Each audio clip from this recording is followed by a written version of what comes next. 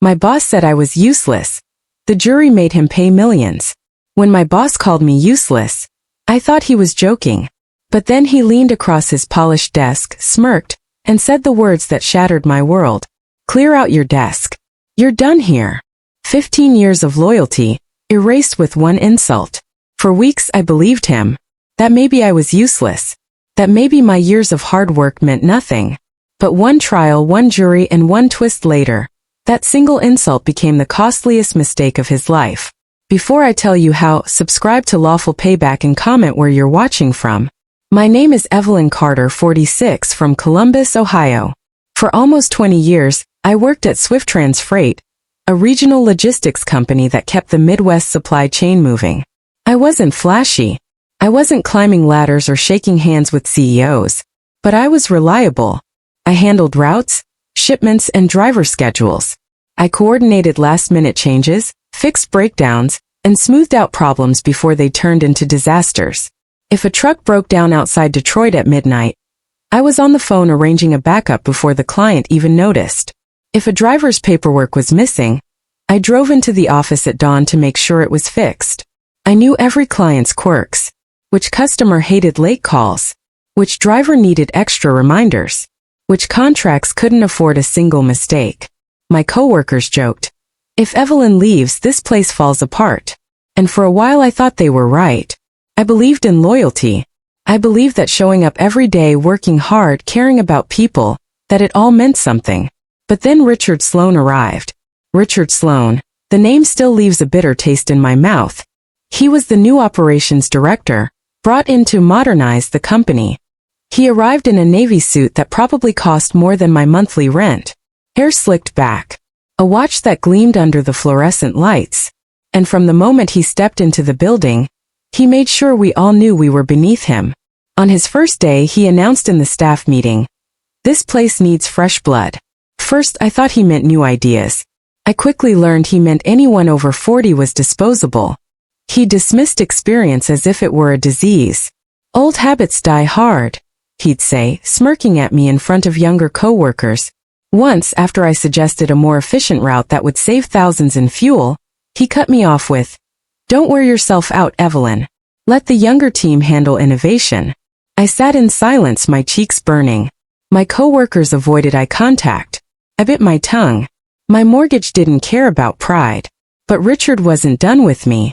It happened on a Friday afternoon. Richard called me into his office. His leather chair creaked as he leaned back, twirling his gold pen. He didn't even look up at first.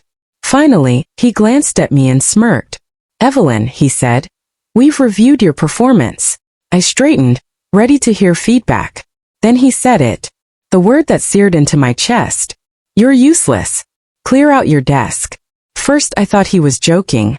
I even let out a nervous laugh. But he wasn't smiling. "You heard me," he said. "You're too slow. Too stuck in the past. The company needs speed, energy, people who can keep up. That's not you. No severance.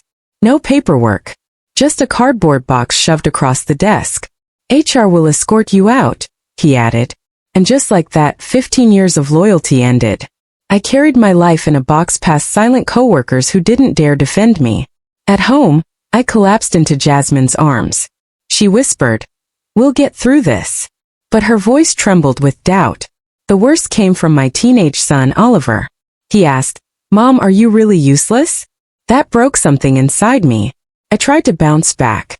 I applied for jobs. I polished my resume. But every application ended with silence. Every interview led nowhere. Later, I learned why. Richard had been telling contacts in the industry that I was unreliable, past my prime, and a liability. Bills piled up. The kitchen counter looked like a battlefield of overdue notices. I sold jewelry, cut groceries, delayed bills. Still, it wasn't enough. One night, Jasmine and I sat whispering in the kitchen, deciding whether to pay the power bill or the rent. Oliver overheard. His eyes filled with fear. Richard's insult echoed in my head. "You're useless." And slowly I began to believe it.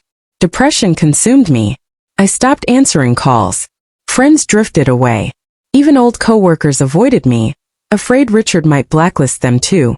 At church, whispers followed me down the pews. She couldn't keep up. Too old for the job. Even my own brother asked bluntly, "Evelyn, are you sure you didn't mess something up?" We went to the food pantry one week just to get through the month.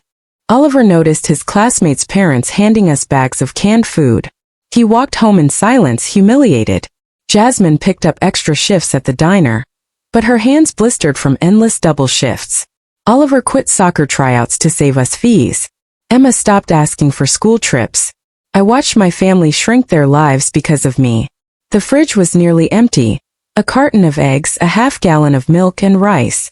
Then came the eviction notice. Final warning before eviction. I locked myself in the bathroom and sobbed, gripping the sink. My reflection looked like a stranger. Hollow eyes, a defeated woman. At night I lay awake thinking, maybe Richard was right. Maybe I really was useless. While packing for eviction, I stumbled on an old folder buried in my desk clutter. Inside were my performance reviews. Year after year. Exceeds expectations. Reliable under pressure. Integral to team success. Not a single negative mark. Richard hadn't fired me for performance. He'd lied. I carried the folder to Linda Marsh, a local employment attorney. Her office smelled like stale coffee. Piles of files surrounded us. She flipped through the reviews, then looked up with fire in her eyes. "Evelyn, this is gold. They didn't just fire you without cause, they destroyed your reputation. This is wrongful termination and defamation." I whispered, "But I can't afford." Linda cut me off. "You don't pay unless we win. And believe me, with this, we can win." For the first time in months, hope flickered. SwiftTrans came to court with an army of lawyers. They painted me as outdated, unable to adapt, resistant to change. Richard strutted to the stand, lying with ease. Evelyn couldn't keep up with new systems. She slowed everyone down. I had no choice. Their lawyer grilled me. "Mrs. Carter, isn't it true you struggled with technology?" "No. I trained others on those systems." "Didn't you fail to meet deadlines?" I held up the reviews. "Your own records say otherwise."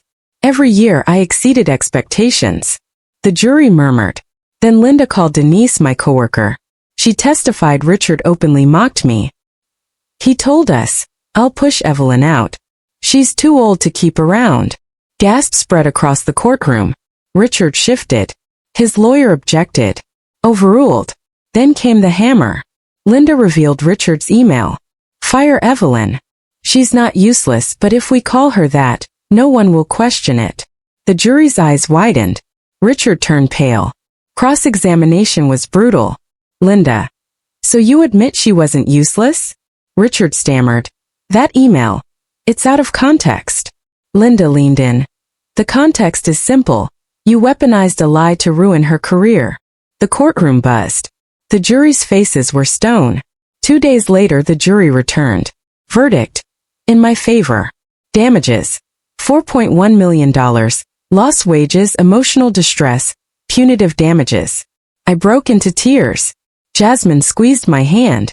Oliver whispered, "Mom, you proved him wrong." The judge declared, "This company acted with malice and deliberate slander." Richard resigned in disgrace. SwiftTrans scrambled to settle other lawsuits. Former coworkers messaged me, "You gave us courage." One wrote, "I stayed silent when he mocked you. I'm sorry. Thank you for fighting." At church, whispers turned into applause. Neighbors who doubted me now said, "We always knew you weren't useless." That night, Oliver looked at me with pride. "Mom, you showed me never to let bullies define me." I realized something powerful. Richard's word had power only because I gave it power. The jury stripped it away. Richard once called me useless. But in court, that insult became the costliest mistake of his life. If you believe in standing up when the odds are stacked against you, subscribe to Lawful Payback. The next story will leave you speechless.